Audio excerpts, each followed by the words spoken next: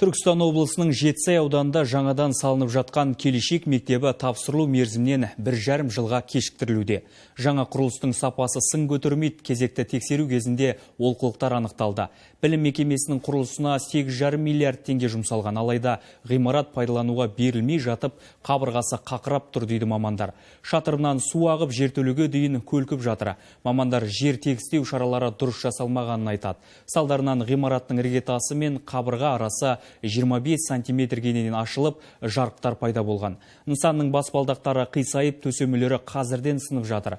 Аудан өкілдері бұған дейін де бірнеше рет зерделеу жүргізілгенмен, анықталған кемшіліктерді ретке келтірілмей, ақаулар жөнделмегенін айтады.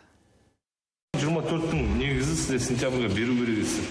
Сосын 24-тің аяғына дейін.